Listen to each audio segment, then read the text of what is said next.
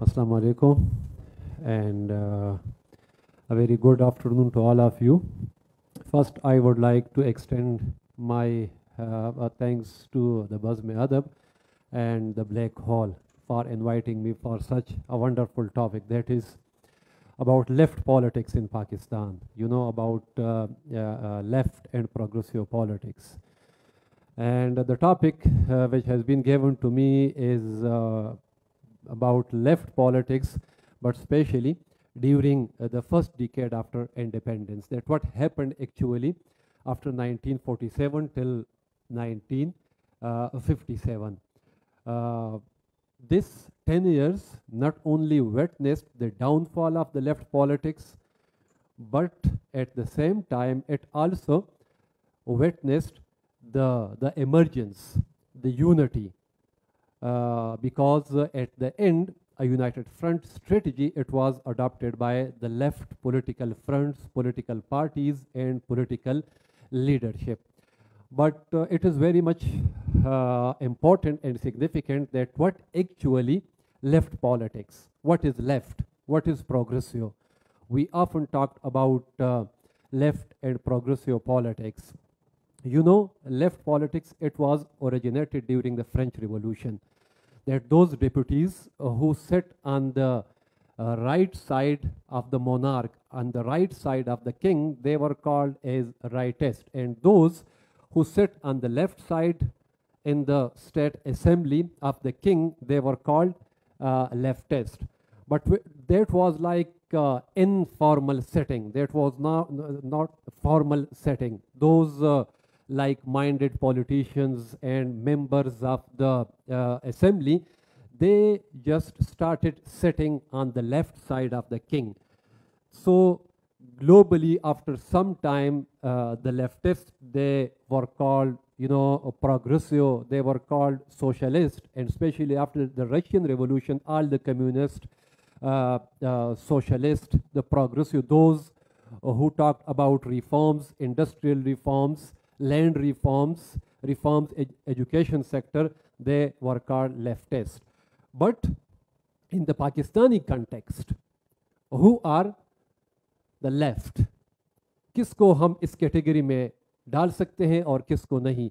तो if we look at the leftist politicians, leftist political parties, there are certain similarities. For example, number one, they were anti-imperial. Anti-imperial means they were anti-United States of America and United Kingdom. But at the same time, they supported the policies of some other imperial powers. For example, China and Russia. At that time, Soviet, they were also imperial power. But they'll tilt towards these two imperial power. It was very clear, and there was no any ambiguity. So they were anti-imperial. To say they were anti-USA and anti-United Kingdom. Second, they were working, you know, in different organizations. For example, there were popular leftist political parties during the freedom movement in each and every province. For example, in former NWFP, Abdul Ghaffar Khan, he led Khudai Khidmatgar movement. Then in Sindh, people like James Sayyid, there were some other political organizations. For example, Sindh Hari Committee. Sindh Hari Committee, it was you know, influenced by communist thoughts. Then in Balochistan, people like Abdul Samad Achakzai.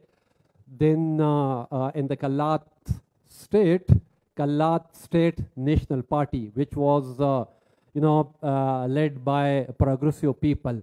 And in the Punjab, people like Mia Iftikharuddin. Although Mia Iftikharuddin, he was a part and parcel of All India Muslim League, but at the same time, he was influenced by progressive communist and leftist thoughts. And over there in Bengal, Maulana Abdul Hamid Khan Bashani, some non-Muslim communists and socialists were there. I will, limit my discussion only to those leftist organizations who afterward, became part and parcel of Pakistan. There were certain other, leftist organizations, for example, in within the Indian National Congress, there was Congress Socialist Party, who worked for a socialist system, and because Nehru, he also projected himself to be the leader of leftist. That's why many leftist elements also joined Indian National Congress. And in the initial phase, Indian National Congress, it made a very stronger alliance with the Communist Party of India, especially during the 1920s, when Communist Party of India was established, and in the 1930s there was a political alliance between Indian National Congress and Communist Party of India, because there were certain similarities between these two political organizations. For example, both were anti-imperial, both were anti, United Kingdom. Secular politics was another feature which was shared by both these political organizations. Then, both demanded reforms, and many other socialist political elements, they were part and parcel of Indian National Congress. But after some time, when Second World War was started, there, started difference of opinion between Indian National Congress and Communist Party of India. There were some reasons behind those, differences. For example, when Indian National Congress started Quit India movement, that was not, consulted with the Communist Party of India. First. Second, when the Second World War was started, and the Communist Party of Soviet Union, it's instructed its sister organizations globally to call this war as people war. That was not like a war between imperial power. This was called people power. That's why after during the Second World War, Communist Party of India also changed its stance. Now it also came closer towards All India Muslim League, because many communists, they thought that the demand of Pakistan, when All India Muslim League, it demanded a separate homeland for the Muslims of India, then the communists, especially in the Punjab, they thought that actually Jinnah, he is the leader of millions of Muslims, like Gandhi. Gandhi, he is the leader of millions of Hindus. So if you observe the letters which have been exchanged between at that time, so this was like a honeymoon period between Communist Party of India and All India Muslim League in the Punjab. And Muslim League, it won the election over there in the Punjab. So they were of the view, the communists, they were of the view, and this impression was running in their mind that we will influence the decision-making process of All India Muslim League. And that alliance, it was continued till 1947, when Pakistan came into being. But after the 1947, when after the establishment of Pakistan, people like Sajjad Zahir, Sayyid Sabte Hassan, then Ataullah Jahania, F.D. Mansoor, they then revisited the previous policy of alliance with Muslim League. Now they again terminated their alliance with Pakistan Muslim League. Muslim League, Before 1947, it was like a movement, but after 1947, it became a political party. And why they terminated their political alliance with Muslim League, it was due to some factors. What were those factors? Now, number one, that Sajjad Zahir and his fellow communists, now they started working under Rana Dev. Rana Dev, he was the new General Secretary of Communist Party of India, and he was influenced by, militant thoughts. He was of the view that the communists in both the countries, in India and Pakistan, they should adopt a very aggressive policy. They should adopt militant policy to capture the upper echelon of power, to capture, the reign of government. And Sajjad Zahir, you know better that he was an Indian Muslim. His father, Sayyid Wazir Hassan, he was the Chief Justice of Oudh High Court. He was highly educated. He went over there, in London. He was educated from Oxford. He did his bar at law, and he joined Indian National Congress branch over there in London. And when he was appointed as the General Secretary of the Communist Party of Pakistan in the second Congress of the Communist Party of India. Now, this is also a very interesting, episode, that the Communist Party of Pakistan, it was established in India, in Calcutta, in 1948, February, March 1948. That Congress of the Communist Party of India, it took place from 28 February to 6 March 1948. And the Communist Party of Pakistan was established over there. How many communists participated in that Congress?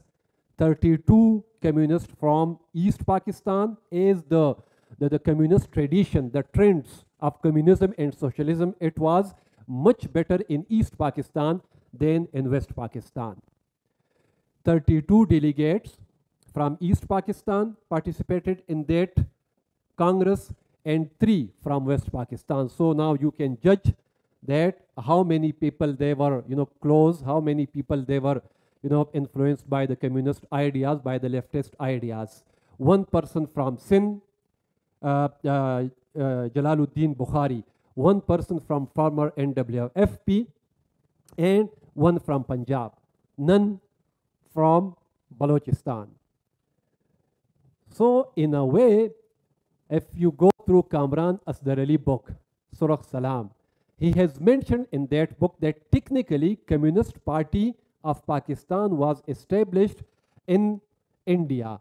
And this Communist Party of Pakistan, it was, working under the direction of the Communist Party of India. That's why from the very start, the communists, they were called as Russian and Indian agent.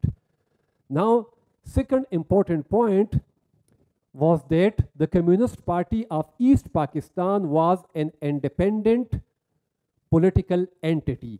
And the Communist Party of East Pakistan, it was functioning under the direction of the Communist Party of West Bengal. So both the parties were in a way, influenced by the Indian communist. From where Sajjad Zahir, he came, he was from UP. From where Sayyid Sibte Hassan, he came, he was from Bhopal. And then Mirza Ishfaq Beg. These 3 leaders comprised, they formed the political bureau of the Communist Party of Pakistan. So the rightist, especially the Jamaat-e-Islami Pakistan and many other political parties, they branded that actually Communist Party of Pakistan, it is working under the direction of the Communist Party of India, and they are not only Russian agents, but also they are working to disintegrate the newly established state of Pakistan. This is, why? Because they put forward these evidences, these examples, that Sajjad Zahir, Sayyid Sibte Hassan, and Mirza Ishfaq Beg, they are actually, working for India. After independence, this was the first party which was established by the leftist, Communist Party of Pakistan, March 1948. Now the second leftist organization which was established, it was People's Party. Not Pakistan People's Party, which was established by Zulfikar Ali Bhutto in 1967.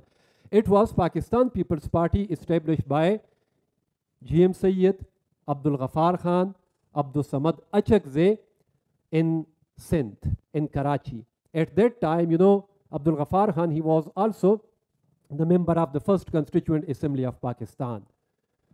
Liaquat Ali Khan, he asked a question from Abdul Ghaffar Khan that what you means by Pukhtunistan. And Abdul Ghaffar Khan, he replied that by Pukhtunistan, I mean the renaming of NWFP. And he delivered his speech, and he told other members of the assembly that it's okay, I was an ally of Indian National Congress.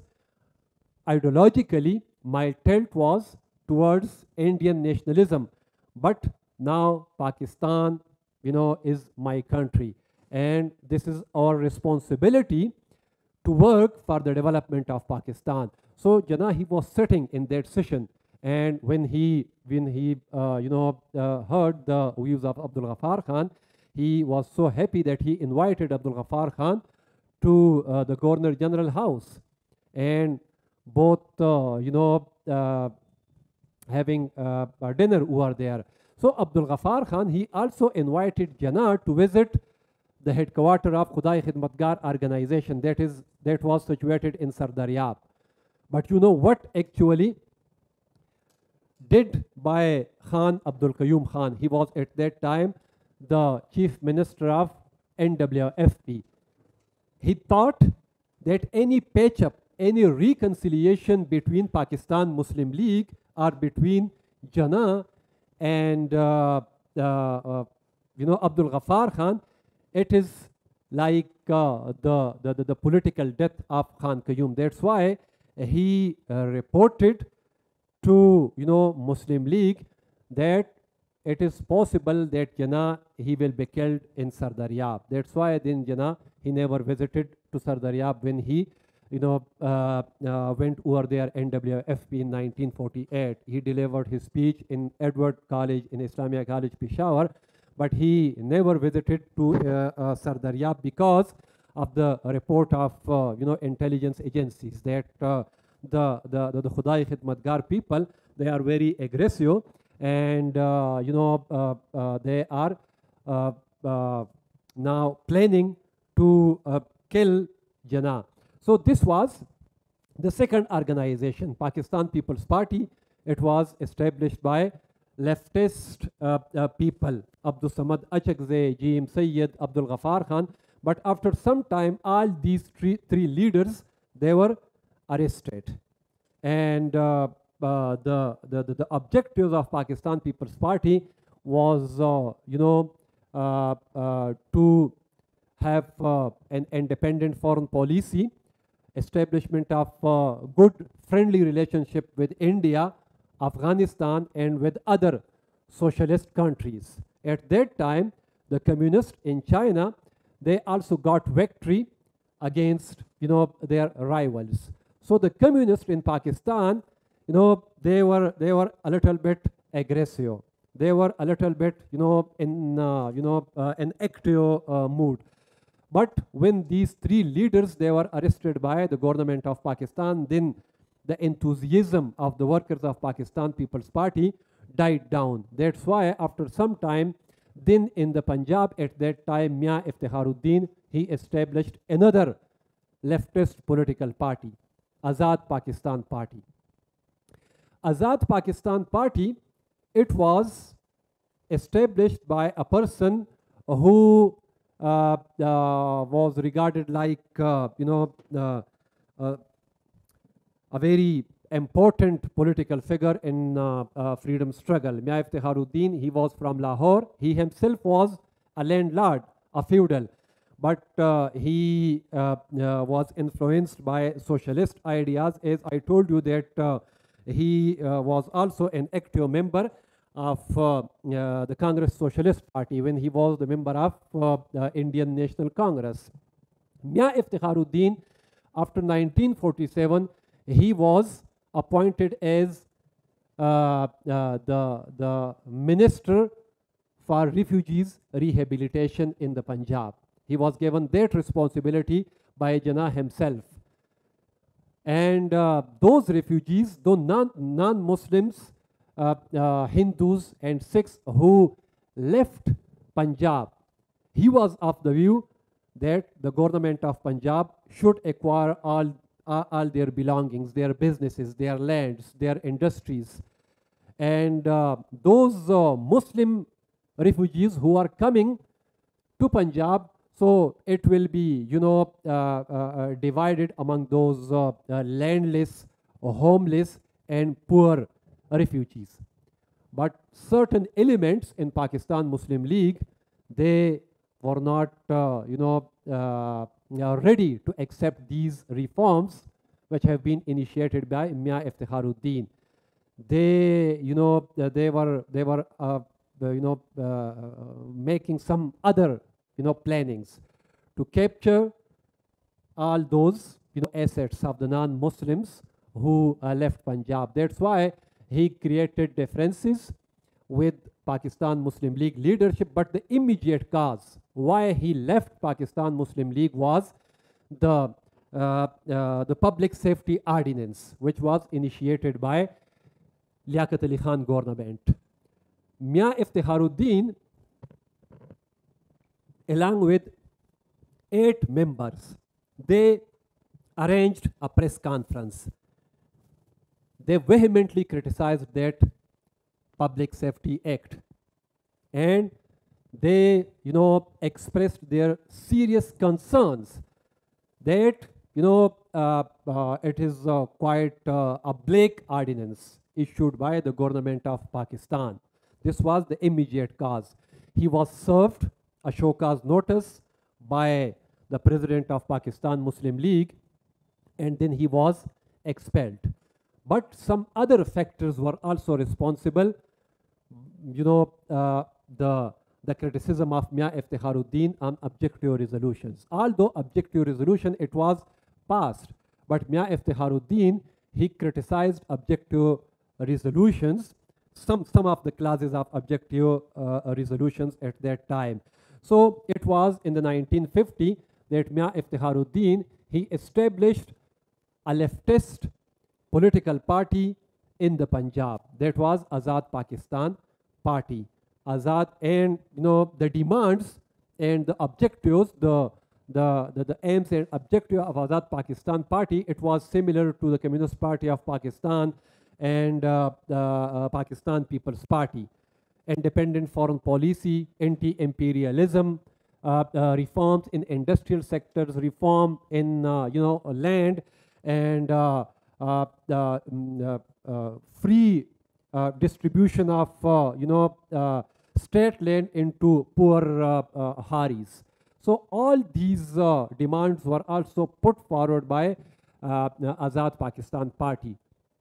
At that time, slowly and gradually, the foreign policy of Pakistan, it was, it came under the influence of Commonwealth, United States of America, and even Kamran Asghar Ali, he has mentioned that a special section in the Interior Ministry, it was established, and mostly American and experts from United Kingdom, they started preparing a list of those people who were known communists, who were influential communists, like Mia Iftikharuddin. Then another section was also established in the Ministry of Education, because the capitalist American and the Englishmen, they were of the view that we should include topics, in the curriculum, in the, education sector of Pakistan. So they also made alliance with the rightist political parties. And at that time, about the Rawalpindi conspiracy case. It was, to me, it was like a great blunder on the part of Communist Party of Pakistan. As I told you that Sajjad Zahir, he came under the influence of Rana Dev line of action. Rana Dev, he was a militant communist. He instructed Sajjad Zahir to adopt a militant line of action. That's why he discussed these matters when he came to know that Major General Akbar Khan, he has created differences with Liaquat Ali Khan.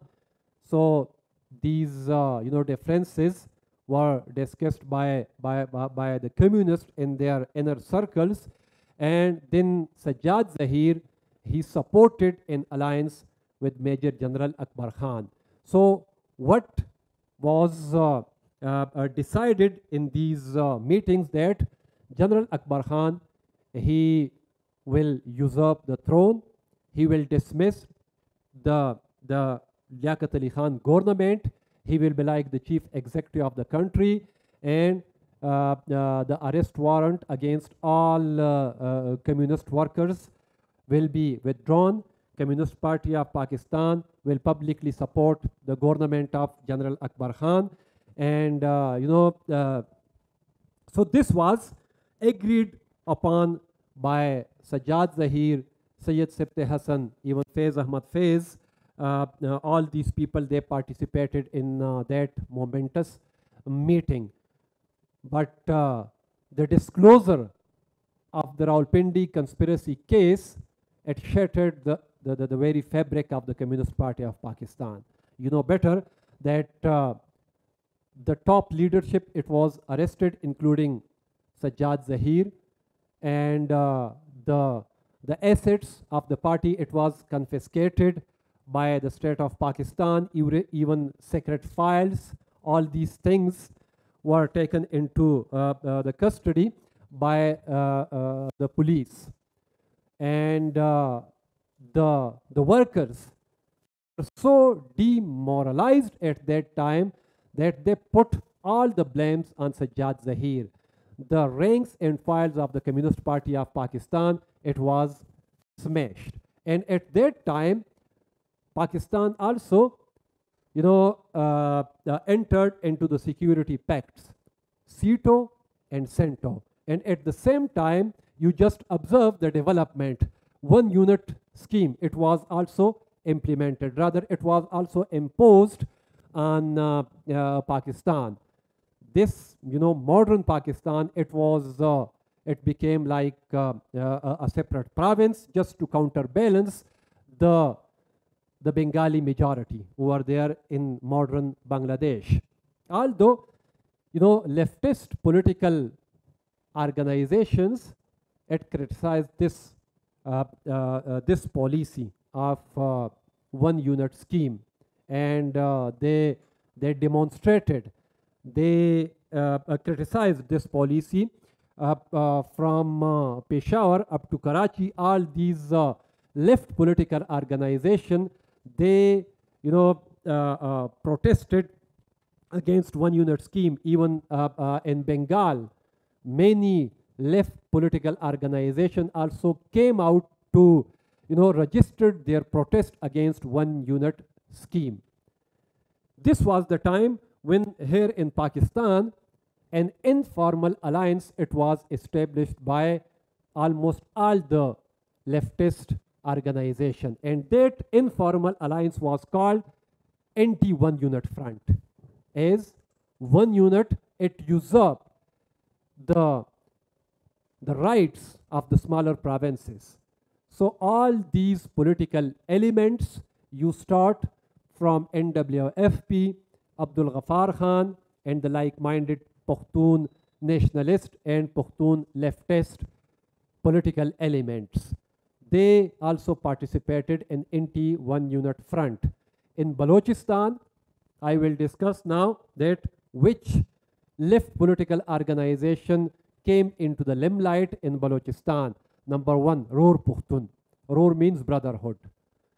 Brotherhood, Roar Pushtun. Pushtun Brotherhood, it was established by Abdul Samad Achakzai in 1955 when he was arrested. He was also like those leftist political leaders like Abdul Ghaffar Khan. He was arrested in 1948 after the establishment of Pakistan People's Party.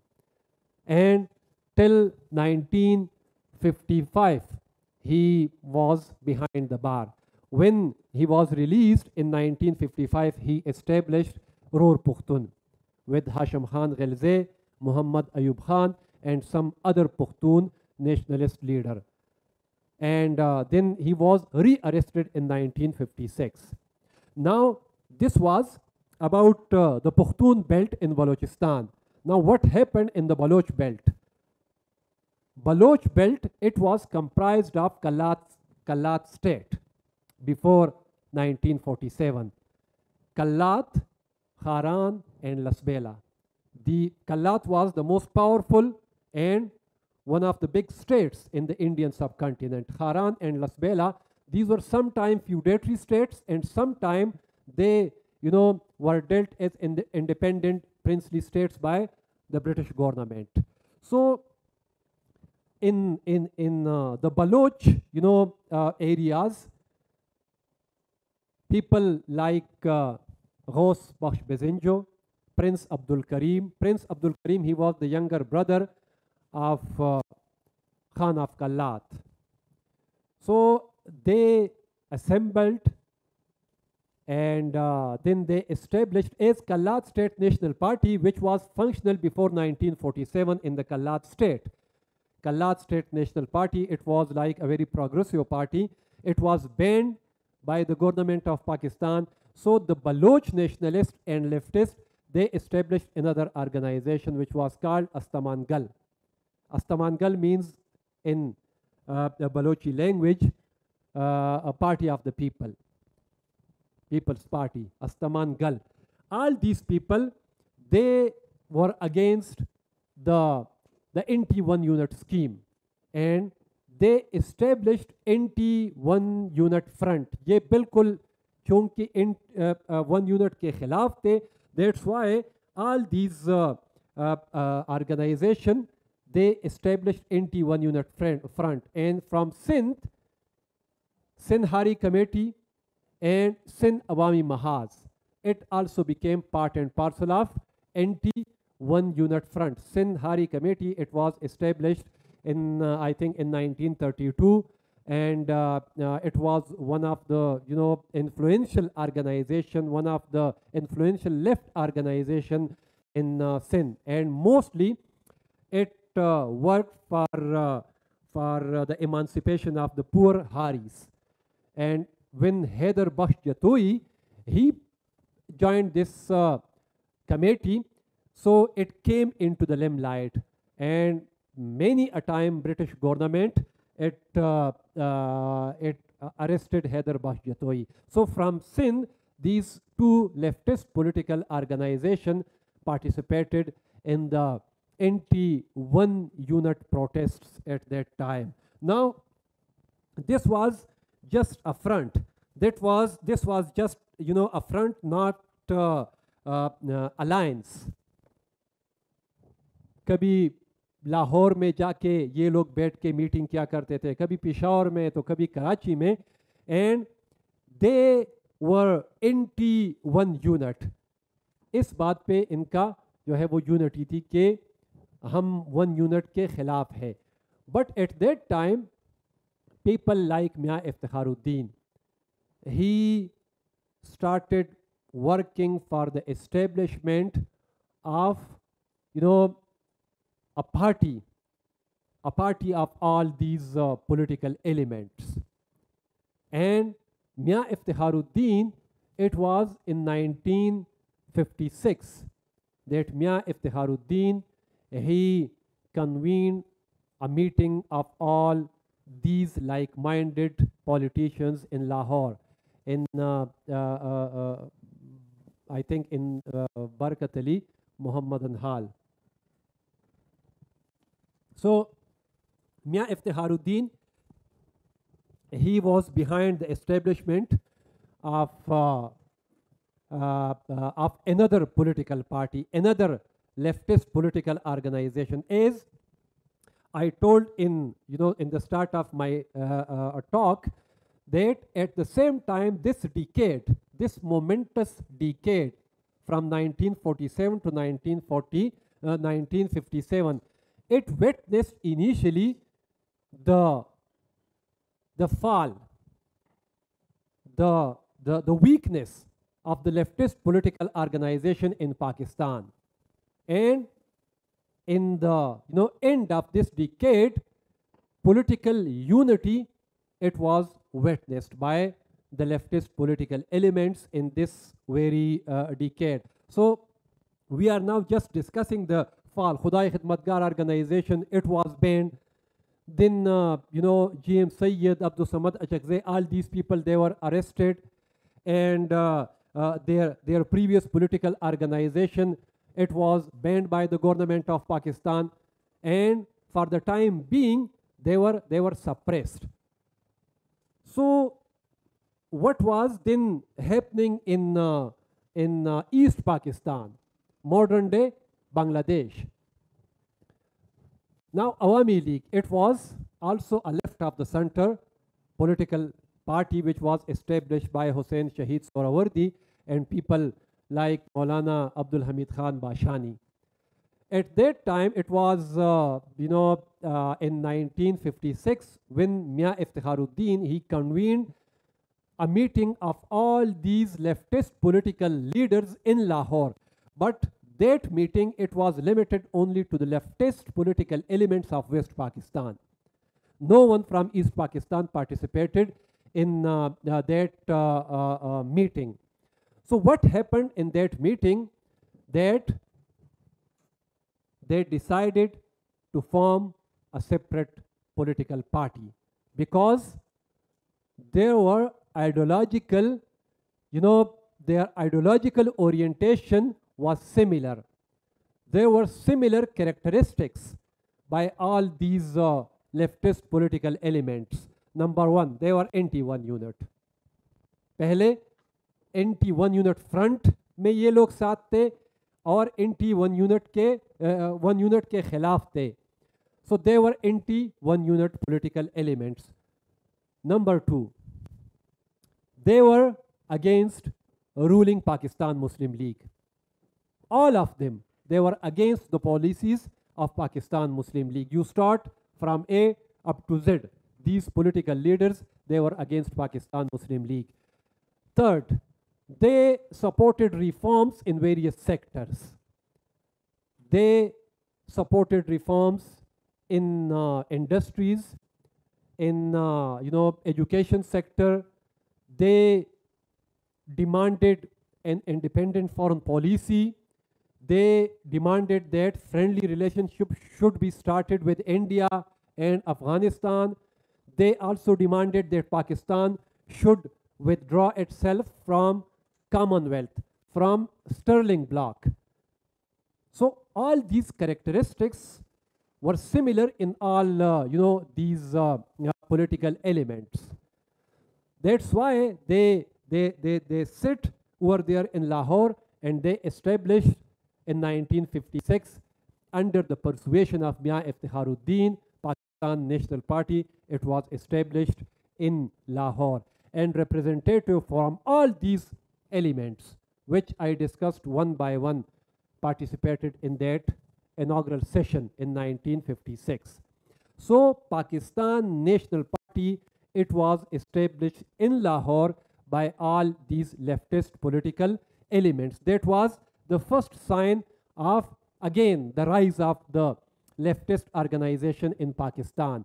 First, they witnessed the fall, the individual, arrest of these political elements, then the bans, and then Pakistan tilted towards Sito and Sinto, when the leftists, they got political victory over there in Bengal in the shape of Juktu Front, United Front Ministry, जिसको हम जानते हैं. तो this was like the initial downfall of the left political elements in Pakistan. But when Pakistan National Party, it was established by these political elements, it was again the initial rise of the left. Why? Why left is very much weak in the current circumstances? Why the progressive? It is, very weak.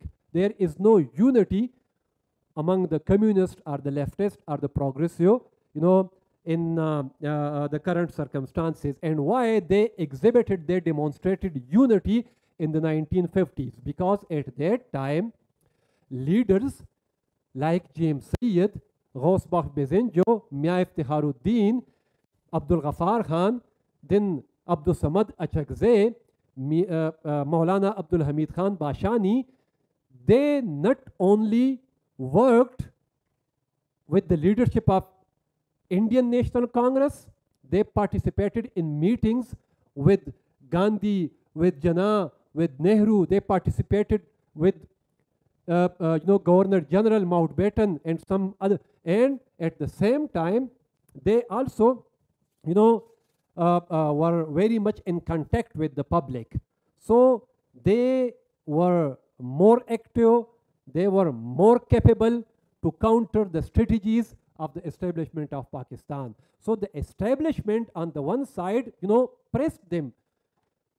Little room or no room was provided for their political activism, but they exhibited unity at the end of this decade. In 1956, Pakistan National Party was established, but there was no representative from East Pakistan. So we can't say that Pakistan National Party, it was in the true sense a national party. It was only a national party of modern day Pakistan. There was no, high profile political leader from East Pakistan. So it was, a coincidence at that time. What happened in 1956? Hussain Shahid Sohrawardi, he became the Prime Minister of Pakistan, and he was from Awami League. He also played a very important role during the freedom struggle. When Hussain Shahid Sohrawardi, he became the Prime Minister of Pakistan, he started supporting Pakistan's membership of SEATO and CENTO. He started supporting all those policies which have been initiated by the previous government, tilt towards United States of America, security pacts, and he became like a tool in the hands of the establishment of Pakistan. But within his own party, within Awami League, there was a section which opposed this policy of Hussain Shahid Sohrawardi. And that section, it was led by Maulana Abdul Hamid Khan Bashani. He was at that time the president of East Pakistan Awami League. And आपको पता है मौलाना अब्दुल हमीद खान बाशानी, इसको इश्तियाक हुसैन कुरैशी ने, GW Chaudhary ने उसको जो है वो रेड मौलाना का खिताब दिया है, because of his influence from communism and socialism. So this red Maulana Abdul Hamid Khan Bashani, he created differences with Hussain Shahid Sohrawardi on the issue of foreign policy reforms and some other policy formulations. What happened that he left Awami League. When the leadership of Pakistan National Party came to know that there are serious differences between Hussain Shahid Sohrawardi and Maulana Abdul Hamid Khan Bashani. Bashani, he was more popular than Hussain Shahid Sohrawardi among the students, peasants and laborers. So Mia Iftikharuddin, he visited East Pakistan along with G.M. Sayyid and one leader from Karachi, and in one meeting G.M. Sayyid and Abdul Ghaffar Khan also participated. So they persuaded Maulana Abdul Hamid Khan Bashani that why not to establish a broad-based national, political party, and that party, it will be like a true nationalist party. It will be a leftist and progressive political party of Pakistan. So negotiation were going on between delegates from West Pakistan of Pakistan National Party and those elements who were at that time not supported the policies of Hussain Shahid Sohrawardi, led by Maulana Abdul Hamid Khan Bashani. So Bashani, what he did, he put forward his own demands, and the demands वो इतने सख्त भी नहीं थे. He demanded that Pakistan National Party should be renamed as National Awami Party.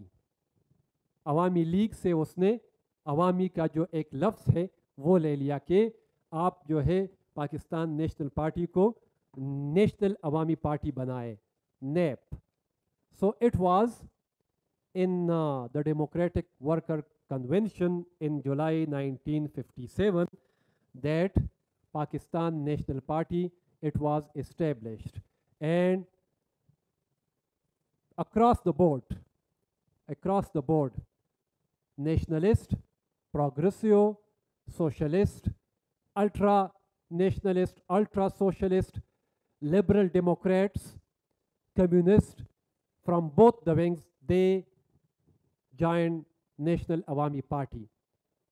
It was in 1954 that the government of Pakistan first banned Communist Party of East Pakistan, and then similar ban it was also imposed on the Communist Party of Pakistan. So Communist Party तो उस वक्त exist नहीं कर रहे थे in both the wing, but the communists, they were in the forefront in the establishment of National Awami Party. The the Dhaka-based communists, they were much active in the reception committee. Almost 100 delegates from West Pakistan participated in that inaugural session. The inaugural session, it was held in the Armanatullah Maidan over there in Dhaka. And Abdul Ghaffar Khan and all those names which I mentioned, all those names, all those leaders, they participated in the inaugural session of Pakistan National Awami Party, which was established in Dhaka in July 1957. That was, the first true nationalist and true opposition political parties that was established in Pakistan. And Muhammad Taha, he was a Dhaka-based communist, and some other communists, they led the reception committee, and after the inaugural session, mostly the communists, they were given the responsibility to draft the constitution of National Awami Party. So on ideological front, the communists, they were much active. They were in the forefront of the establishment of National Awami Party. National Awami Party, when it was established in Dhaka, many political why this party was established. In 1956, the first constitution, it was promulgated. Then Hussain Shahid Sohrawardi, he announced election in 1957 when he was in New York. When he announced elections, then these leftist and these progressive people, they also revisited their policies. They thought that we should bring about unity, coherence, in our circles. That's why they established National Awami Party in 1957. And many political analysts at that time, they were of the view that since, आप लोग खुद ही गौर करें, जितने भी political leaders उस वक़्त nap में शामिल हुए, they were popular leaders. No one, was, became a national level leaders due to his wealth or due to, the assistance of the establishment. Look at the emergence of G.M. Sayyid, Abdul Ghaffar Khan, Abdul Samad Achakzai. At that time, they were not wealthy people. They were not the tools of the establishment. They were popular. They were the real representative of their respective communities. That's why the political analysts, they were of the view that if election held in 1957, जो हुसैन शहीद सोहरावर्दी ने announce किया था at the end of 1957, either National Awami Party, it will sweep that election, or it will be like a very strong opposition party in both the wings of Pakistan and also in the National Assembly. That's why the progressive writers, when they analyze the factors which were responsible for the imposition of Ayub Khan martial law, one of the factors, it was also the establishment of National Awami Party, because the establishment now, very recently, they observed the defeat of Pakistan Muslim League in East Pakistan. Jugtu Front, United Front, it was established, and Jugtu Front completely swept the election in East Pakistan. So the establishment, they thought, the peoples who were sitting in the establishment, that if National Awami Party, हम इसको इसी तरह छोड़ देते हैं, तो again we will, witness the emergence of leftist progressive political parties, and they will capture not through a revolution, but through election, through democracy, they will be the ruler of Pakistan. That's why one of the factors of Ayub Khan martial law was the establishment of National Awami Party, because they feared the people of the establishment, they feared that National Awami Party, it will be very, very dangerous in the 1956 election. So this was all about the leftist political organizations. First, it witnessed downfall, steady decline, but after 1956 constitution, it started its rise, and the 1957, the emergence of National Awami Party, it was like the culmination. It was the rise of the leftist political elements in Pakistan in the shape of National Awami Party. The imposition of martial law, यानी ये अजीब किस्म की बात है कि when Ayub Khan, he imposed martial law, हुकूमत किससे ली? फिरोज खान नून से. And mostly the leadership of NAP was arrested. जिसके पास न कोई अथॉरिटी थी, न ये हुकूमत में थे, न ये पॉलिसी साज थे, लेकिन the movement Ayub Khan, he imposed martial law, he arrested Abdul Ghaffar Khan. All these leaders were arrested without any charge. They were thought that these people, they are threat for public safety. That's why, और फिरोज खान नून को तो पता भी नहीं था कि क्या हो रहा है. तो जो मार्शल लॉ का जो क्या कहते हैं, जो शकंजा था, तो ये इनके ऊपर जो है वो आ गिरा, इनको अरेस्ट किया गया, और अयूब खान ने तो सारी पॉलिटिकल पार्टीज़ को बेच दिया, लेकिन the party which bore, the burn of martial law, it was national Awami party. और जिस तरह उसने फिर अगेन पॉलिटिकल पार्टीज से पाबंदी उठाई, तो again national Awami Party it was revived. So this was all about leftist organization, leftist elements during the first decade after independence.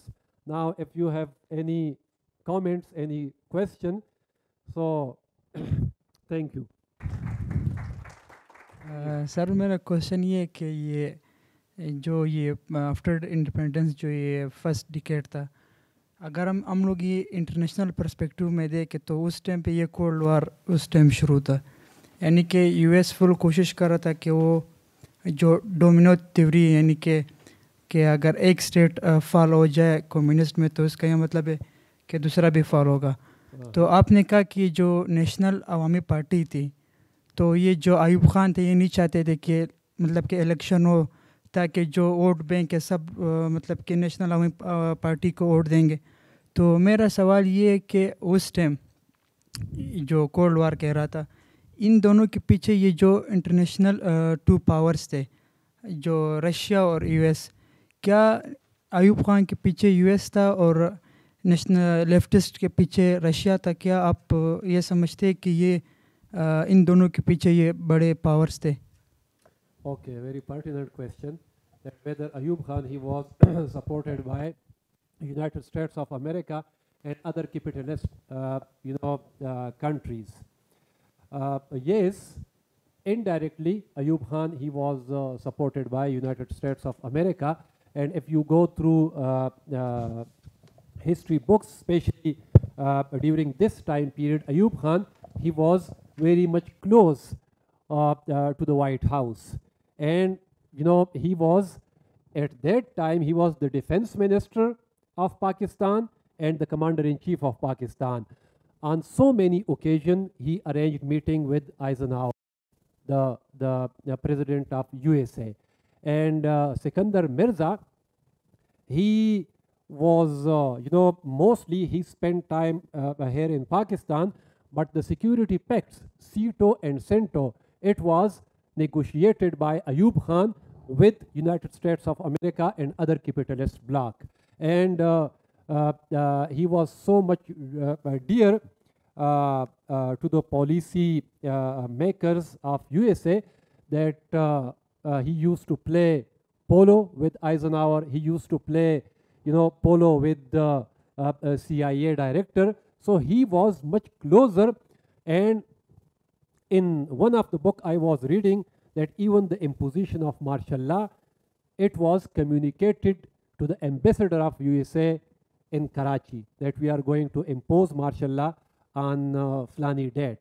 So the USA, the people of USA, the policy makers, they were, informed by, especially by Sikandar Mirza. And about Russia, yes, at that time in 1948, when the communists, they got victory over their rivals in China, there was, a very close relationship between all the communist parties with the Communist Party of Soviet Union. There was an organization, a global organization, World Communist Movement, and all these parties, they were part and parcel of, informally, they, so mostly the instructions to the communist parties came from Russia. But, the support of United States of America, it was visible, it was very much clear at that time. मेरा सवाल आपसे ये है कि हमने सीटो और CentOS को ज्वाइन किया, तो उससे हमें इसमें जाने का फ़ायदा हुआ है या नुकसान हुआ है, और उसके क्या असरात जो आज तक हम बर्दाश्त कर रहे हैं? Okay, what we lost by entering through this these security pacts, we compromised on our independent foreign policy. Even we compromised our independence. Although we received assistance from the capitalist bloc, from the European countries, Pakistan at that time was in need of food. We were in need of everything, and at that time, Ayub Khan, he modernized Pakistan army through these assistance. One of the clause of these security pact was that about communist infiltration. It was clear that these pacts are just to curtail communism, the influence of communism. That's why, massive interference in the internal affairs of Pakistan was started due to these security pacts. And we gained little, however, we lost more due to these security pacts. उसके बाद ये आपका personal point of view है, आपने बताना है कि आजकल जो एक मिथ चल रही है या एक रूमर चल रहा है कि प्रेसिडेंशियल सिस्टम हो या पार्लियामेंट्री, तो आपका पर्सनल पॉइंट ऑफ व्यू क्या होगा? हमने हर किस्म के निज़ाम आजमा लिए हैं. Presidential form of government, democracy, authoritarian, but I think कि अगर हम अपनी जो है वो जो मेंटल अप्रोचेस है वो चेंज करे तो it will be like the new beginning. Why we are going to compare the presidential system with the systems of Turkey, Russia, United States of America? The political culture in all these countries are very much different than Pakistan. You look at, for example, in our neighborhood, Islamic Republic of Iran, presidential form of government is there. However, the political culture, there are,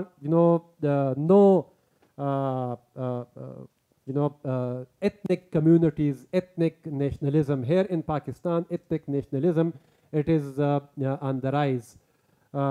तो मेरे ख्याल में अगर हम जो है वो democracy को स्ट्रेंथन करें और पार्लियामान को स्ट्रेंथन करें, तो whether presidential form of government or parliamentary form of government, so then we will move forward. और हम कभी इस्टेब्लिशमेंट की हाथों से निकल जाएंगे कि नहीं निकलेंगे? देखिए, ये एक ऐसा क्वेश्चन है कि हम समझते हैं, हम mostly we criticise establishment, we criticise a specific organization, but we seldom criticize, political culture within political parties. Political parties are political jagirs. हमारे सियासी जमातें तो जमहूरी नहीं है ना, हमारी सियासी जमातें तो लोगों की जागीरें बनी हुई हैं और हम उनको फॉलो कर रहे हैं. हमें पहले the movement we modernize, the movement we bring democracy within the political parties, तो मेरे ख्याल में हमें फिर कोई मसला नहीं होगा. अब जब एक पार्टी पॉलिटिकल जागीर बन जाती है तो उसके लीडर को ख़रीदना, उनको इन्फ्लुएंस करना बहुत आसान होता है, बजाय इसके कि वो लीडर डेमोक्रेटिकली उस पार्टी का सदर या सरबरा बन जाए. यानी why a leader, a family is leading a specific political party from the past 50 years. दूसरे लोग क्या नाअहल हैं या उनमें जो है वो, तो जब तक हम अपनी सियासी पार्टियों का निज़ाम नहीं बदलते तब तक ये आप भूल जाएं, हम इस्टेब्लिशमेंट को ये स्पेस किसने दिया है? इस्टेब्लिशमेंट को ये पॉलिटिकल लीडर्स देते हैं. देखिए, चीफ एग्जीक्यूटिव्स तो पॉलिटिकल लीडर बनते हैं, एस्टेब्लिशमेंट तो नहीं बनती. तो अब मसला ये है कि पाकिस्तान में जिस भी सियासी जमात के हाथ से इख्तियार निकल जाता है तो वो एंटी इस्टेब्लिशमेंट बन जाता है, और जब वो हुक्मरान होता है वो इस्टेब्लिशमेंट के ख़िलाफ़ वो नहीं बोलता, क्योंकि ये सियासी जागीरें हैं, ये जमहूरी सियासी जमात हैं। जी जी। अस्सलाम वालेकुम सर। सर जिस तरह आप कह रहे हैं कि इधर पार्टीज़ के अंदर इलेक्शन होने चाहिए उसके बाद जो आए, तो मैं कहना चाहूँगा कि इंडिया के अंदर भी पार्टी है और उधर तो कोई इलेक्शन नहीं होते, उनकी पार्टीज़ के अंदर एक ही की जागीर है, वो गांधी वाली जो पार्टी है, तो उधर तो इस्टेब्लिशमेंट की नहीं है। इसी तरह बांग्लादेश के अंदर अवामी लीग है, तो उधर भी यानी कि इंस्टीट्यूशन अपने दायरे के अंदर रहकर काम कर रहे हैं, उधर भी उनकी इलेक्शंस तो नहीं, एक ही पार्टी लीड कर रही है वहाँ पे। देखिए, this traditional setup is on the decline over there in India, and the rise of BJP, Bharatiya Janata Party. It is a democratic party, whether we support its ideology or not, but it is not the Jagir of any specific family. And you talked about Indian National Congress. Why Indian National Congress is so much weak? It is because of the family of Gandhi. Now, जब Indian national Congress ने India में अपने लोगों को जो है वो आगे लाना शुरू किया, तो Indian national Congress it was a strong party. Manmohan Singh के दौर में आप देख ले, Manmohan Singh he was elected as the Prime Minister of India, so at that time Congress it was strong party. But when Rahul Gandhi he again started influencing the policy making structure and process of Indian National Congress, so it is witnessing steady decline. Now in BJP they Atal Bihari Vajpayee वो एक और किस्म का leader था, now Modi, लेकिन इस पे जो है वो किसी की इजारादारी नहीं है, इस पे किसी का कब्ज़ा नहीं है. और बांग्लादेश का आपने ज़िक्र किया, तो अगेन जो बांग्लादेश हुकूमत की पॉलिसीज़ है वो मेरे ख़्याल में वाई बांग्लादेश की economy it is one of the strong economy in South Asia because of the policies of government of Bangladesh. Assalamu alaikum sir, I am Ismail Ahmed. I am basically a PhD scholar at the Department of Peace and Conflict Studies, National Defense University. Thank you so much sir, this was a very wonderful, mind-blowing and informative session. Basically I have two questions. एक अगर हम देखें जो leftist politics है उसको हमेशा politics of disintegration समझा जाता है.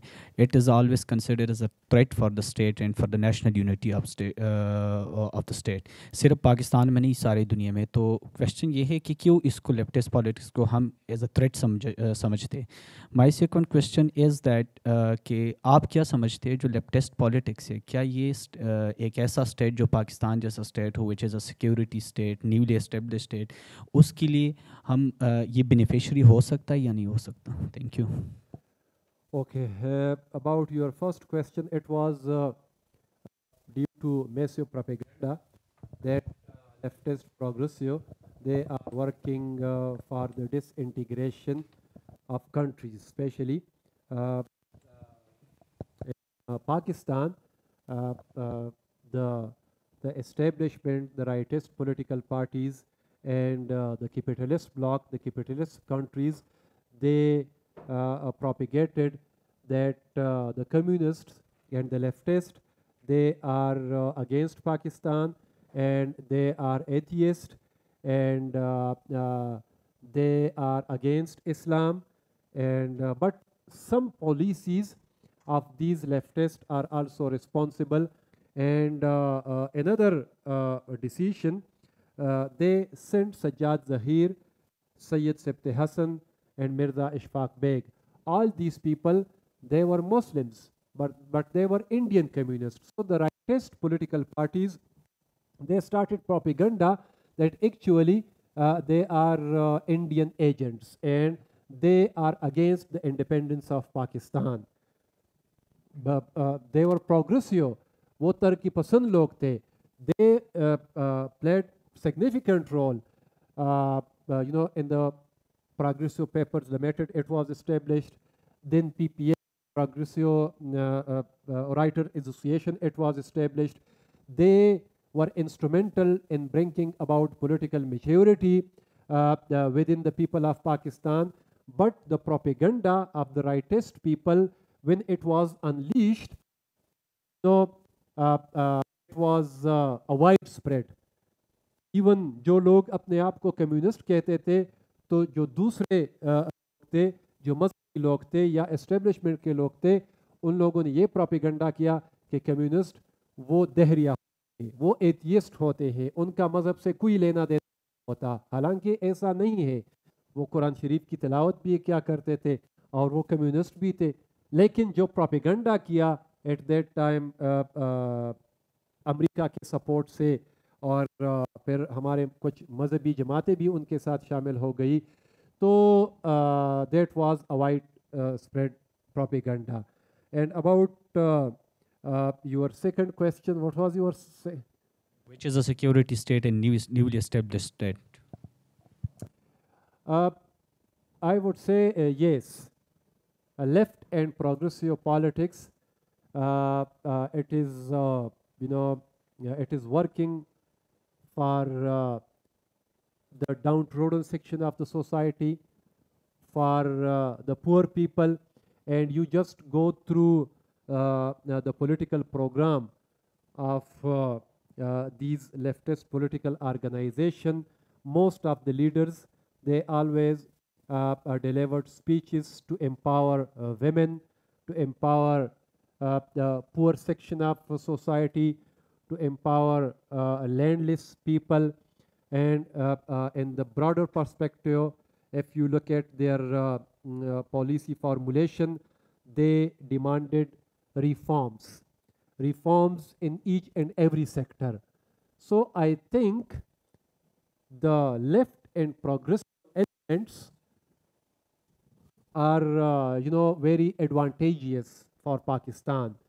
वो सिर्फ गरीब की ही मफाद के लिए वो काम करते हैं, लेकिन in the current circumstances, left and progressive are very much weak.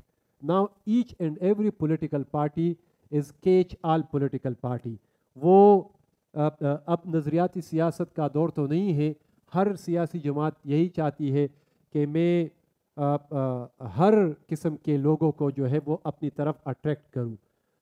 तो मेरे ख्याल में अब देखें, नेब को बैन किया जुल्फ़िकार अली भट्टो के दौरे हुकूमत में 1975 में, first through an executive order and then through Supreme Court of Pakistan. But after the imposition of ban on National Awami Party, no political leader worked to bring about a unity in all those elements which worked under the umbrella of National Awami Party. Provincialism, it was increased after 1975. ये जितने भी Bloch nationalist थे, Pakhtun nationalist थे, पंजाब के लोग जो है वो नेब का हिस्सा थे, बलोचिस्तान में भी थे, सिंध में भी थे, लेकिन जब उन पे पाबंदी लगी नेब पे, तो किसी ने यानी एक मुखलिसाना कोशिश नहीं की कि हम फिर एक ब्रॉड बेस्ड नेशनल लेवल पे एक प्रोग्रेसिव पॉलिटिकल पार्टी बनाए. So the room, Zulfikar Ali Bhutto, उनका जो है वो उनका ज़ाती मफाद इसलिए था उसमें कि चूँकि National Awami Party it was a rival leftist party of Pakistan Peoples Party. That's why he was so much deadly against National Awami Party. And after the imposition of ban on the NAP, Peoples Party के लिए मैदान फिर खाली है, कोई भी उसके लिए जो है वो तो पख्तून जो नेशनलिस्ट थे उन लोगों ने अवामी नेशनल पार्टी बनाई, बलोच नेशनलिस्टों ने अपनी अपनी पार्टियाँ इस्टेब्लिश की, सिंधी नेशनलिस्टों ने पंजाब में जो है वो जो एक सेक्शन था प्रोग्रेसिव का, उन लोगों ने पाकिस्तान पीपल्स पार्टी को ज्वाइन किया। तो मेरे ख्याल में ये हो सकता है, इस पे काम हो सकता है कि अगर कोई सियासी लीडर वो उठ जाए और कोई ब्रॉड बेस्ड प्रोग्रेसिव और लेफ्ट जो है वो ऑर्गेनाइजेशन दोबारा से जो है वो इस्टेब्लिश करे पाकिस्तान में। Thank you, sir. It was a wonderful session. Myself Yasir Suhail and I have two questions, sir. First के जो कम्युनिस्ट पार्टी ऑफ इंडिया थी तो उसने सपोर्ट की थी partition of the sub continent कि इसमें से 2 स्टेट्स बनने चाहिए, और सेकंड जो पार्टीशन के बाद जो इंडिया में कम्युनिस्ट पार्टी थी उसका क्या स्टेटस था? Yes, How did it die or what came of it? Okay. Thank you. Communist Party of India before 1947 it supported the division of the Indian subcontinent. Especially it revisited, it reformulated its policy when the Second World War it was started in Europe. And as I mentioned that in the 1940s, P.C. Joshi, Puran Chand Joshi, he was the General Secretary of the Communist Party of India, and he supported partition. That the Muslims of India are entitled to have their own homeland. So after the establishment of Pakistan, after the establishment of a separate government over there in India, the Communist Party of India, it was comparatively better organized.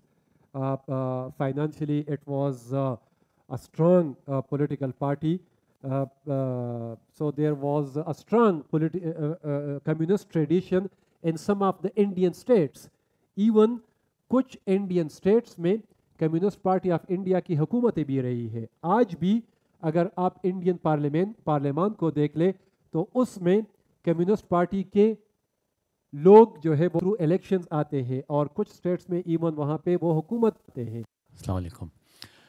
आपने फरमाया कि जो national Awami party थी उसमें लीडरान काफ़ी मकबूल थे और आवाम में उनकी काफ़ी डीप जड़ें थी। इसके बाद जब मार्शल लॉ आया 57 में और इन लीडरान को जेलों में डाला गया, जिसमें बाचा खान और अचकज़ई साहब और आई थिंक भाषानी साहब का भी आपने ज़िक्र किया था, तो जब ये इतने मकबूल थे तो ये स्ट्रॉन्ग रेजिस्टेंस क्यों नहीं दे सके मार्शल लॉ को? क्या उसकी वजह जो है वो अदम तशद्दुद का फ़लसफ़ा था, या जो है इनके दरमियान में ऑर्गेनाइजेशन की कमी थी, या क्या वजूहात थी कि ये मार्शल लॉ को रेजिस्टेंस स्ट्रॉन्ग नहीं दे सके? Okay, good question. Before the imposition of martial law 1958 martial law, political leaders, especially those political leaders who were ruling Pakistan, they were not so much popular among the public. You know better that what happened in the East Pakistan Assembly. Shahid Ali, the Deputy Speaker, he was hit during the assembly session, and after 3 days he died in hospital. The teachers, the industrial workers, the students, they were up against the policies of ruling Muslim League at that time. The leadership of the NAP were mostly in the opposition. Lekin when martial law was imposed, so it was reported that people distributed sweets. They welcomed martial law because they were fed up with the policies of the ruling Pakistan Muslim League. And why the NAP? They failed to resist the imposition of martial law at that time. All the top class leadership was arrested. I mentioned the name of Abdul Ghaffar Khan. Abdul Samad Achakzai, GM Syed, Mian Iftikharuddin. मियाँ इफ्तिखारुद्दीन के साथ तो बहुत बड़ा जुल्म हुआ। यानी progressive papers limited,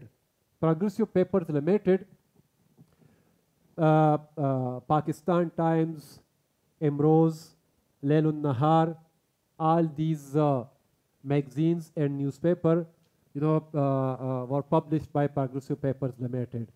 So it was confiscated by the martial law authorities. And Shahab Nama, Qudratullah Shahab, he was a bureaucrat at that time, and he was given the directorship of PPL, Progressive Papers Limited. तो ये पहले जो socialist थे, जो progressive थे, इनका एक media organ था, और जब कुदरतुल्लाह शहाब ने इसको टेक ओवर किया तो ये फिर मार्शल लॉ की पॉलिसीज़ की जो है उनकी प्रोपिगेशन का एक पॉलिसी ऑर्गन बन गया। तो जब टॉप क्लास लीडरशिप को अरेस्ट किया गया तो जो वर्कर्स थे, देखिए जब आप लीडरशिप को अरेस्ट करते हैं तो वर्कर्स को ऑर्गेनाइज करने वाला कोई नहीं बचता, और फिर मार्शल लॉ का जो उस वक़्त खौफ था, जो दबदबा था, वो इतना ज़्यादा था कि the political workers, the ordinary workers, they were not in the position to come out in the street and resisted martial law. We are talking about the 1958 martial law. You just observe what happened when Musharraf imposed martial law. I was coming from Peshawar. I still remember when martial law was imposed by Musharraf. So in each and every chowk in Peshawar, there were, Bakhtar Band vehicles. There were military personals. यानी सवाबी तक मैं आ रहा था, और पेशावर से सवाबी तक I noticed that dozens of military checkposts have been established. तो उसमें मेरे जैसे बंदे के लिए या एक पॉलिटिकल वर्कर के लिए क्या उसको जो है वो यानी हर कोई बंदा, जब आप लीडरान को अरेस्ट करते हैं और तो फिर वर्कर्स के लिए बहुत मुश्किल होता है कि रेजिस्ट करें। लेकिन when BD system it was established, and when martial law was lifted in 1962, it was NAP which fought against Ayub Khan in the assembly, during the assembly sessions, and also outside the parliament of Pakistan during Ayub Khan. Ghaus Bakhsh Bizinjo, वो जो non party election हुआ अयूब खान के दौर में, he opposed the policies of Ayub Khan. Abdul Wali Khan, Abdul Ghaffar Khan, they were the people who came out openly to resist the policies of Ayub Khan. It was the NAP which in the initial stage revived itself. Jamaat-e-Islami ने भी अपने आप को revive किया, nap ने भी revive किया, other political parties ने रिवाइव किया, लेकिन अगेन नेप के जो पॉलिटिकल वर्कर्स थे उन लोगों पर जो है वो बहुत जुल्म किया अयूब खान ने. You remember what happened with जो लाहौर के किले में बेचारे को जो है वो Hasan Nasir, he was very young and he was the organizing secretary of National Awami Party. तो इसी तरीके से जो है लोग खौफ क्रिएट करते हैं, इसी तरीके से वो दिलों में वो खौफ डाल देते हैं लोगों की कि अगर आप जो है वो रेजिस्ट करते हैं तो आपका भी यही हाल होगा. दूसरा सवाल एक और. जी जी. इंडिपेंडेंस की वजूहात में से एक बड़ी वजह सेकेंड वर्ल्ड वॉर है, जिसमें ब्रिटिश जो है वो वीक हो गए थे और जो इंडियन नेशनल कांग्रेस थी वो थोड़ा सा लेफ़्ट लीनिंग थी. तो क्या ये one of the reason for Pakistan की क्रिएशन ये है कि यूएस ये चाहता था कि फ्यूचर में कम्युनिस्ट का मुकाबला एक इस्लामिक स्टेट से किया जाए, क्या ये एक रीज़न है और उसी की कंटिन्यूएशन फिर हुई रियलिटी में, या ये रीज़न नहीं है इसमें? This was certainly not the reason of partition, because at that time the communist threat was not so much, so much great or so much exposed. And during the Second World War, Russia, it also participated alongside United States of America and Great Britain and other, capitalist bloc. It was after the culmination of the Second World War that ideological, rivalry started between communism and capitalism, especially after 1948, when, Chinese communists also got victory against their rivals. So the capitalist bloc, they thought that, okay, Russia was also an ideological threat, but the mass of Russia, it is going to be a much bigger threat. और अगर थोड़ा सा इसको study करें तो after 1948 the US policy makers, they thought that countries like Pakistan and Afghanistan are very much significant geographically for us. यानी freedom struggle के दौरान इन लोगों ने इस पॉइंट को इतना जो है वो उस पर गौर नहीं किया था. इट वाज इन 1948 जितना मैंने स्टडी किया है, they realized the geographical importance of Pakistan and Afghanistan, that in the case of war, military war against Russia, these two countries will provide us very help and assistance. That's why then they, they started, close relationship with the government of Pakistan. तो ये बिल्कुल नहीं है कि it was one of the factors of the establishment of Pakistan. It was realized to them after 1948, and after 1948, assistance, military assistance, assistance, food, then modernization of our army took place, and it was Ayub Khan. ये हम अयूब खान को ये जो है वो credit दे सकते हैं कि ही मॉडर्नाइज्ड पाकिस्तान. और अयूब खान के दौर में उनको डीगाल से लोगों ने तशबीह देना शुरू किया, जो फ्रांस का सदर था उस वक़्त. ग्रीन रिवॉल्यूशन आया अयूब खान के दौर में. बड़े बड़े प्रोजेक्ट्स अयूब खान के दौर में वो बन गए, तरबेला डैम, और इसी तरह जो है वो जो बड़े बड़े रोड बन गए, और ये 5 साला मंसूबे शुरू हो गए 1960 और 1965 के जो 5 साला मंसूबे थे.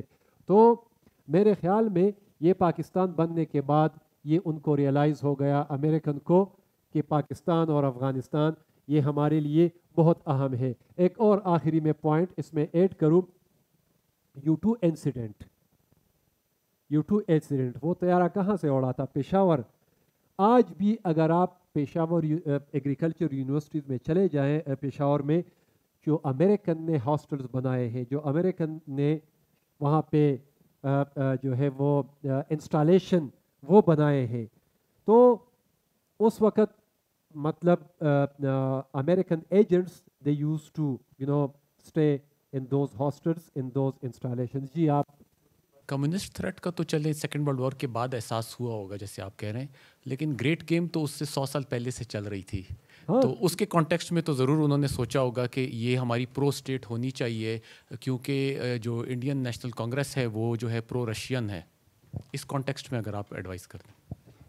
Indian national Congress, although it was a secular political party, but it was not under the influence of Russia.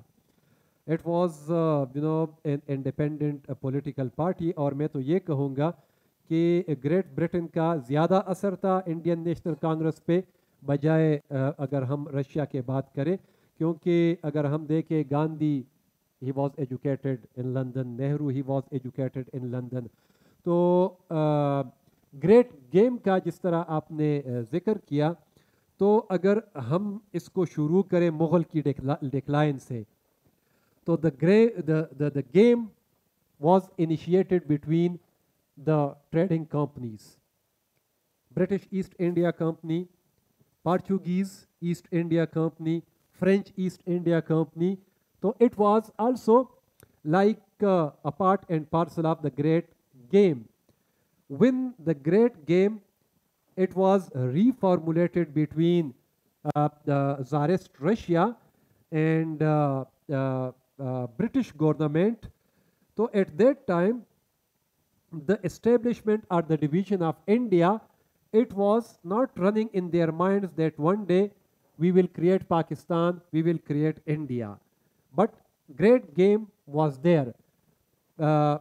British Indian government, it worked for the protection of its own interest, and Tsarist Russia, it protected its own अब British East India Company Bengal से शुरू हुई थी, पूरे India पे कब्ज़ा कर रही थी, पंजाब में पहुंच के जो है वो थोड़े से अब उन लोगों ने जो है वो अपने फतूहात दिया।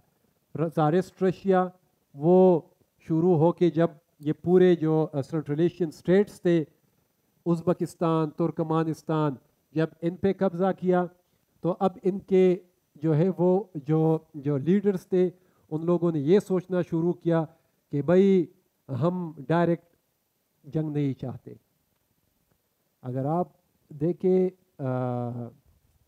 अहमद शाह अब्दाली के अफ़गानिस्तान को देख ले, जो उसने अफ़गानिस्तान को इस्टेब्लिश किया था 1747 में, और आज का अफ़गानिस्तान ये बिल्कुल मुख्तलिफ है। वो तो दरियाए आमू तक पहुंच गया था, मॉडर्न पूरा पाकिस्तान वो अहमद शाह अब्दाली ने फतह किया था। अच्छा, मुझे ये बता दे कि क्या ब्रिटिश ईस्ट इंडिया कंपनी पूरे बरसगीर पे कब्ज़ा कर सकती थी? तो अफ़गानिस्तान पे कब्ज़ा करना उनके लिए मुश्किल नहीं था, लेकिन चूंकि बफर स्टेट वो लोग चाह रहे थे, दोनों चाह रहे थे, ज़ारिस्ट रशिया भी और ब्रिटिश गवर्नमेंट भी, कि अफ़गानिस्तान को हम एज ए बफर जोन ये रहने दें। अगर उस तरफ से आप अफ़गानिस्तान के इलाकों में दखल अंदाज़ी करते हैं, मिलिट्री को इन्वॉल्व करते हैं, और इस तरफ हम आ जाते हैं, तो फिर हमारा मिलिट्री डायरेक्ट टसल होगा। तो क्या हुआ 1887 में एक ब्रिटेन रोसो कमीशन ने अफ़गानिस्तान के बॉर्डर को फिक्स किया रशिया के साथ, उस वक़्त ज़ारिस्ट रशिया के साथ, और इसी कमीशन ने अफ़गानिस्तान के बॉर्डर को फिक्स किया ईरान के साथ। और उस वक़्त, यानी this is very much interesting, कि the Amir of Afghanistan was never consulted when they fixed those border between Tsarist Russia and Iran. लेकिन यहाँ पे जब British government and Amir Abdurrahman started negotiation to fix border between British Indian government and Afghanistan, तो अफ़गानिस्तान की government अब इसको मुतनाज़ा कर रही है, भाई जिसमें आपसे उन लोगों ने पूछा तक नहीं, तो this is good for you. But when British government negotiated the settlement of border with you with अमीर अब्दुर्रहमान, उसको आप मुतनाज़ा कर रहे हैं। तो the border was fixed between British Indian government and Afghanistan. तो अब अफ़गानिस्तान कह रही कि नहीं, ये पूरा जो है खैबर पुख्तनख्वा ही हमारा है। तो हमारी तारीख़ में तो और भी बहुत सारी जो है वो, मैं ये कहूँगा कि काबल मेरा है, मेरे फोर फादर्स काबल से आए हैं, उनको बल्कि उनको बल्कि जो मुख्तलिफ कबाइल when Zahiruddin Muhammad Babur he established Mughal ठीक उस वक़्त जितने भी कबाइल काबल लमगान और नंगरहार से वो माइग्रेट करके पेशावर वैली में आ गए तो ज़हीरुद्दीन बाबर के अंकल ने मिर्ज़ा उलग बेग ने उनकी फोर फादर्स को कत्ल किया काबल के उसमें दरबार में अपने महल में उन लोगों को कत्ल किया तो 700 सरदारों को कत्ल किया था और उस कत्लेआम के बाद ये जितने भी कबाइल है ये आके यहाँ पे बस गए। तो मैं तो ये कहूँगा हमारे फोर फादर्स वहाँ से आए हैं, वो मेरा इलाका है, हम ये दावा कर सकते हैं। तो ज़्यादातर तो जो हेनरी ट्रूमन उस वक्त प्रेसिडेंट थे उनके, तो उनकी जो नेगोशिएशन थी चर्चिल के साथ, तभी वो फैक्टर सारा हुआ है कि इनको आज़ाद किया जाए, इनको इंडिपेंडेंस दी जाए। तो उस वक़्त डीकॉलोनाइजेशन की बात हुई थी, यानी the threat of communism, how to curtail the threat of communism, it was not on the agenda. And the Allies powers, they fought Second World War as a liberation war, as people war. This was not, an ideological war between communism and capitalism. जो खतरा या जो नजरियाती तसादुम शुरू हुआ वो second world war के बाद शुरू हुआ, क्योंकि अब देखें the Allies, they defeated, their rival in the Second World War. Now, Russian communists, they started, the propagation of communism in Eastern Europe. And the American and their allies, they started, the propagation of capitalism in Western Europe. So, both now they realized the ideological war intensity, and this was like the beginning of the Cold War. अब पहले तो आप जो है वो अलाई थे एक दूसरे के, अब आप जो है वो एक दूसरे के मुखालिफ बन गए, लेकिन the ideological rivalry, it was intensified after the division of India. Sir अस्सलाम वालेकुम। वो आपने जमात इस्लामी का नाम लिया था ना, तो गुज़िश्ता कई दिनों से ना एक ट्रेंड भी चल रहा था कि हल सिर्फ जमात इस्लामी है और काफ़ी मीम्स बन रही थी इस पर। तो बेसिकली मेरा सवाल ये था कि जो मज़हबी जमातों का वजूद है पाकिस्तान या दुनिया के किसी भी मुल्क में, तो ये किस हद तक फ़ायदेमंद है या इसके नुकसानात ज़्यादा हैं? क्योंकि पाकिस्तान में जो मज़हबी जमातें हैं, फॉर एग्ज़ाम्पल बड़ी बड़ी जो जमातें हैं जिनको पूरा पाकिस्तान ही जानता होगा, लाइक जमात इस्लामी है, तहरीक लब्बैक है, अभी MWM है, ये मतलब ये जमातों के साथ इन हर एक जमात की ना किसी ख़ास मकतब फ़िक्र से भी उनकी एसोसिएशन है। तो मेरा ये क्वेश्चन था कि जब इनकी एसोसिएशन ही किसी ख़ास मकतब फ़िक्र से है, तो इनको अगर कोई शख्स वोट दे तो क्या वो इस काबिल हैं कि वो राइट दे पाएंगे बाकी लोगों को भी जो उनकी सोच या उनके मकतब फ़िक्र से ताल्लुक़ नहीं रखते? तो बेसिकली यही क्वेश्चन है कि दुनिया में या पाकिस्तान में तो ऐसी जमातें जो खालिस्तान जिनकी बेसिस मज़हब पे हैं, तो किस हद तक फ़ायदेमंद हैं? ये क्या मौजूदा निज़ाम में फ़िट हो सकती हैं? तो अगर ये फ़िट हो सकती हैं तो किस किस्म के सर्कमस्टांसेस एंड कंडीशंस होंगे जिसमें ये फ़िट हो सकती हैं? अगर कौन से ऐसे कंडीशन है कि इनका वजूद जो है उनमें होना चाहिए या नहीं होना चाहिए? Thank you. Religious political parties, they are active in the politics of not only Pakistan but also in the political environment of other countries. And in the Indian subcontinent, the Jamiat Ulama Hind, it was a very strong political party of the Muslims of India.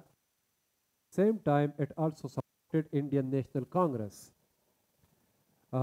People, leaders like Hussain Ahmad Madani, Maulana Abul Kalam Azad, Maulana Shabir Ahmad Usmani, they were the leaders of Jamiat Ulama Hind.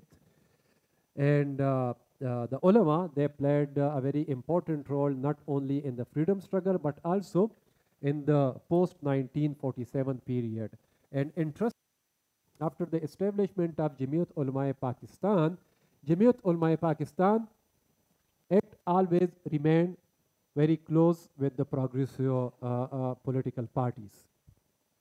Now you look at Jamiat Ulama Islam, Maulana Fadlur Rahman, ANP, Pakistan People's Party, they are in the Pakistan Democratic Front. Look at the time period of Zulfikar Ali Bhutto, Maulana Mufti Mahmood, he formed his government with the NAP in Balochistan and former NWFP. So the tradition of Jamiat Ulama Islam and its leadership is very much, progressive. Although it was also a part of Muttahida Majlis-e-Amal, which formed its ministry in NWFP during Musharraf time period. Yes, this is like a very permanent phenomena, permanent feature of our political system. The rightist and the religious political parties, they are comparatively much better. You talked about Jamaat Islami. I am not a political worker, I am an academician, but the trend that Jamaat Islami ek hal hai. Why this trend is going on? Because Jamaat Islami, to me, did not join PDM, Pakistan Democratic Movement. It is,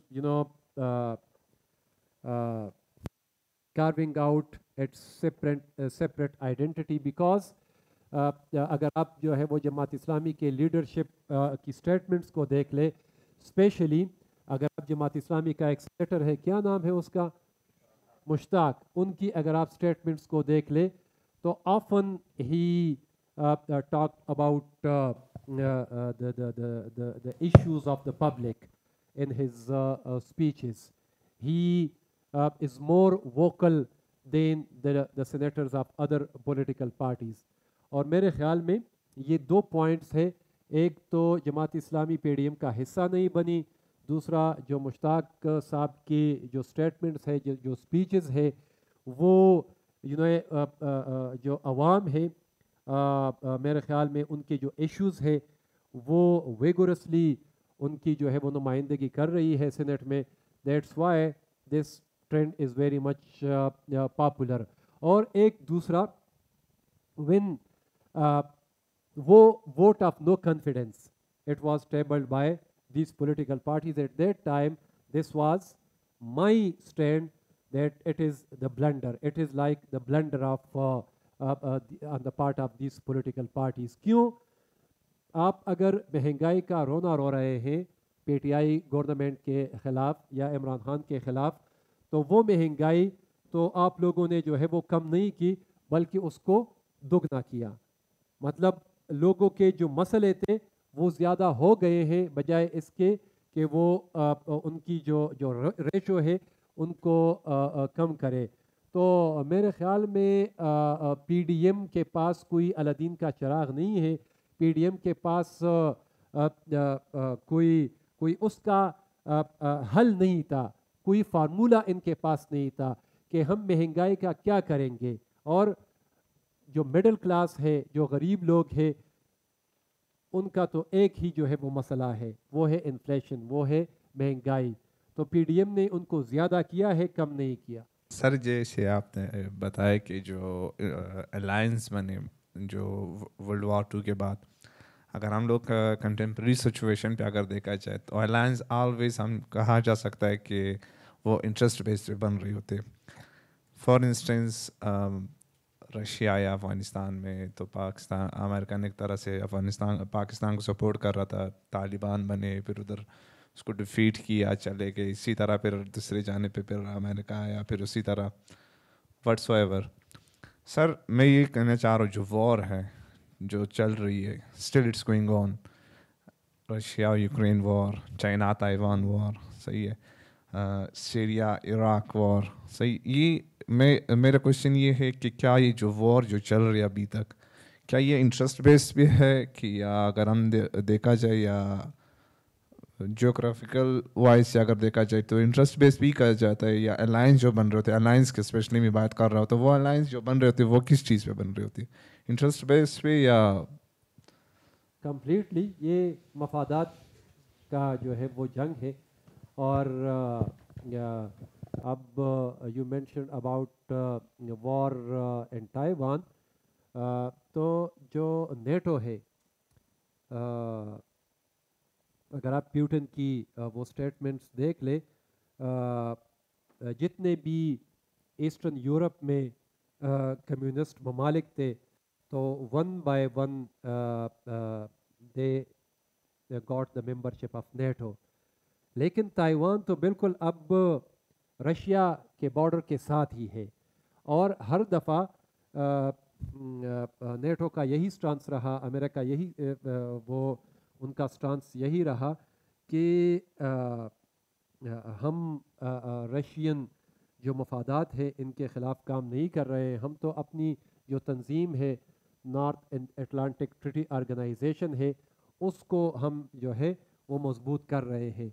लेकिन जब वो उनके बिल्कुल दरवाजे पर आ गई तो now Russia it started war against Ukraine, और सीरिया में भी मफादात की जंग है, वॉर इकानमी भी एक इकानमी है। दूसरा now America it invaded Afghanistan and replaced Taliban। उस वक़्त उनके मफाद में यही था कि हम अफ़गानिस्तान में एक फ्रेंडली रजीम ही को ले आए, और for 20 years they fought against Taliban, and the Russian government, it somehow it was not supporting Taliban, it was also against certain policies of Taliban, but now they realize that Taliban is the reality. That's why now Russia, China, they are in negotiation with the Taliban, and one day they will also recognize Taliban. If you look at हम तो ये समझते हैं, हम मतलब तालिबान की extremism को ज़्यादा एक्सपोज करते हैं, लेकिन तालिबान दे comparatively better organized now. They are working to finish warlords, the influence of warlords, drug economy को वो ख़त्म कर रहे हैं, और इसी तरह बहुत सारे इश्यूज़ पे वो काम कर रहे हैं। तो मेरे ख़्याल में one day Pakistan, Russia, China, all these countries will recognize Taliban. Qatar में तो उनका एक सफारती दफ्तर भी है। तो देखिए अब ये मफादात की जंग है, इसमें और कोई चीज़ इन्वॉल्व नहीं है। जहाँ पे भी मफादात की जो है वो मफादात की बात आती है तो इर्रिस्पेक्टिव ऑफ एथनिक एंड अब देखें इंडिया में बीजेपी की हुकूमत है, BJP it is deadly against Muslims, but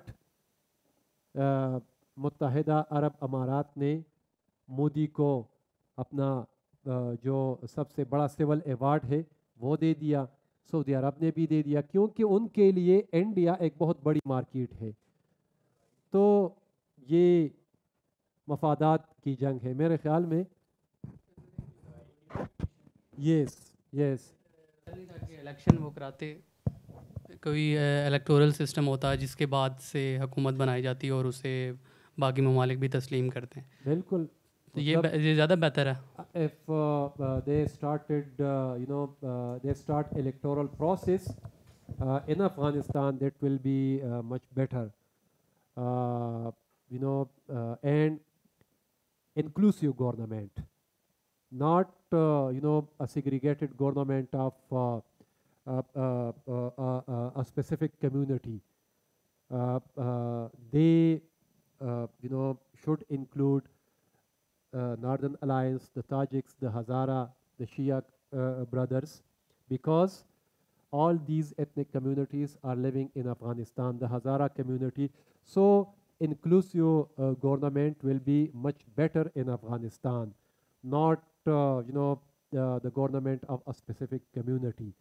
But now, the Americans or the rivals, they will think dozens of time before they launch any new operation, new military operation against the Taliban. The Daesh is there और al Qaeda भी वहाँ पे है, लेकिन मेरे ख़्याल में अगर इंटरनेशनल कम्युनिटी तालिबान को सपोर्ट करे तो ये दो ऑर्गेनाइजेशन वो ख़त्म कर सकते हैं. उनमें इतना वो है कि 20 साल तक अगर वो अमेरिका और नेटो के ख़िलाफ़ वो लड़ सकते हैं, तो मेरे ख़्याल में ये जो दो ऑर्गेनाइजेशन है उसके लेकिन अगेन ये मफादात का गेम है और दाइश के पीछे भी कुछ लोग होंगे. जिस तरह तालिबान के पीछे लोग थे, ममालिक थे, इसी तरह अल-कायदा और तालिबान के. मैं अक्सर वो कहता हूँ कि अगर देखिए श्रीलंका, वो जो तामिल टाइगर्स थे वो बहुत मजबूत थे, वो भी खुदकुश हमले करते थे, लेकिन उनको ख़त्म किया गया. जब तक आपके पीछे जो है वो स्ट्रांग सपोर्ट न हो मतलब ग्लोबल पावर्स की, तो तालिबान के पीछे भी लोगों का सपोर्ट था. सर्टन ममालिक उनको असिस्टेंस प्रोवाइड करते थे और इसी तरह जो है वो दाइश एक ऐसी ऑर्गेनाइजेशन है कि उनके पीछे भी लोग होंगे, ममालिक होंगे. जी, तो मेरे ख्याल में हम वाइंड अप करें.